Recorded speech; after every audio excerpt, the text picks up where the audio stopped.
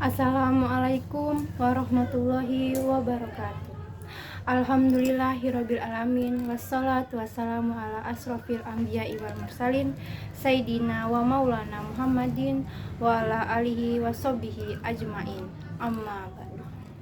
Sebagai hamba Allah yang beriman, marilah kita panjatkan puji dan syukur kepada hadirat Allah Subhanahu wa taala yang telah memberikan kekuatan kesehatan lahir dan batin kepada kita semua, sehingga saya di sini dapat menyampaikan ceramah. Salawat dan salam tidak lupa kita kirimkan kepada junjungan kita Nabi Allah Muhammad Sallallahu Alaihi Wasallam yang telah mengantarkan umat manusia dari peradaban hidup yang jahiliyah menuju pada peradaban yang hidup modern, yang penuh kemajuan, ilmu pengetahuan dan teknologi seperti yang kita rasakan pada saat ini. Semoga kita semua termasuk hambanya yang taat, yang berhak mendapatkan syafaatnya di hari akhir kelak. Amin ya robbal alamin. Perkenalkanlah, saya Devi Fitriana NIM 2229030 kelas 1B D3 Keperawatan. Pada kesempatan ini saya akan menyampaikan topik yang berjudul takwa. Takwa adalah sebuah kata yang sudah tidak asing lagi. Pendek kalimatnya, tetapi mempunyai arti yang sangat luas. Semua orang berbicara takwa, dari kanak-kanak sampai kakek nenek, dari TK sampai perguruan tinggi, seluruhnya berbicara takwa. Bahkan di setiap acara pelantikan pejabat di instansi, di situ kita dengar takwa, takwa dan takwa. Karena seringnya diucapkan sampai mengalami pergeseran arti. Padahal para ulama mendefinisikan takwa yaitu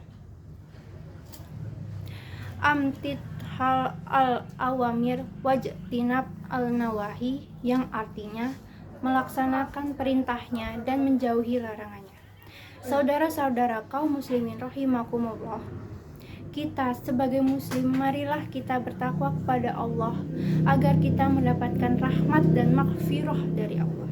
Derajat takwa ini hanya bisa dimiliki dan diperintahkan hanya kepada orang-orang yang beriman kepada Allah.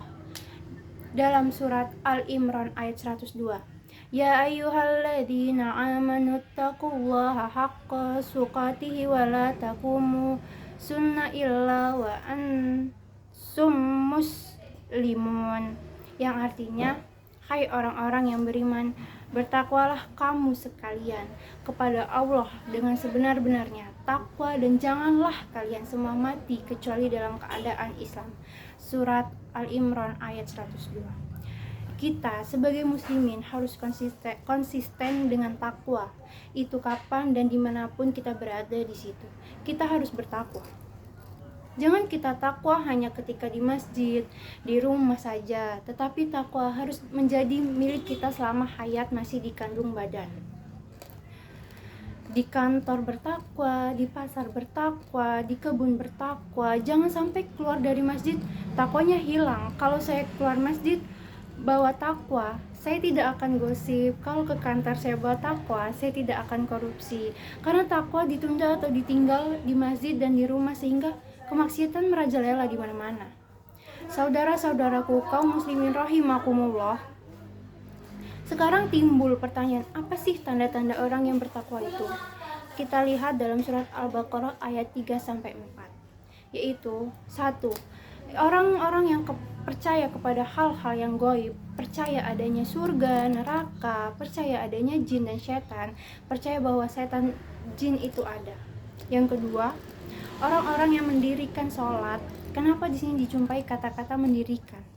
Karena yang dimaksud dengan mendirikan yaitu menjalankan secara berkesinambungan dan terus-menerus secara realisasikan pelajaran-pelajaran yang dapat diambil dari sholat itu dalam kehidupan sehari-hari. Contohnya dalam sholat kita mengucapkan hanya Allah yang maha besar, selain Allah semuanya kecil, sehingga kita kembali bergaul di masyarakat itu sombong, kita hilang. Yang ketiga, menginfakkan sebagian hartanya yang Allah berikan untuk dibelanjakan di jalan Allah. Yang keempat, yaitu orang-orang yang percaya terhadap apa yang diturunkan kepada Nabi Muhammad dan percaya terhadap apa yang diturunkan sebelum Nabi Muhammad, yaitu kitab-kitab yang diturunkan kepada nabi-nabi sebelum beliau. Seperti begini, ini kita percaya bahwa Soekarno adalah presiden pertama Republik Indonesia.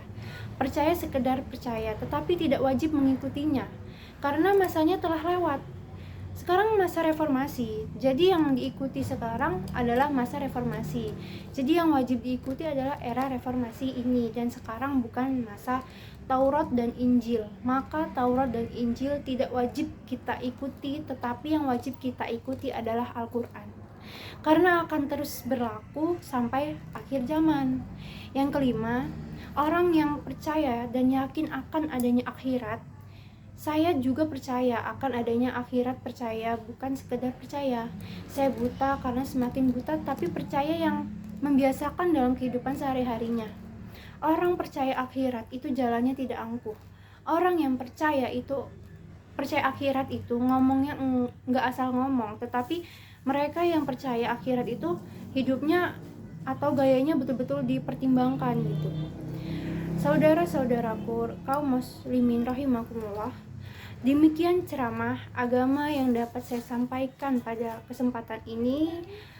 Semoga dapat bermanfaat bagi kita semua dan dapat kita aplikasikan dalam kehidupan sehari-hari. Lebih dan kurangnya mohon dimaafkan. Yang benar datangnya dari Allah Subhanahu wa Ta'ala, yang maha benar, dan yang salah, khilaf atau keliru itu datangnya dari saya pribadi sebagai manusia biasa yang tidak pernah luput dari salah, khilaf, dan dosa. Akhiru kalam, subhanaka Allahumma wa bihamdika asyhadu an la ilaha illa anta astaghfiruka wa atubu ilaik. Wallahu muwaffiq ila wa mitorik. Wassalamualaikum warahmatullahi wabarakatuh.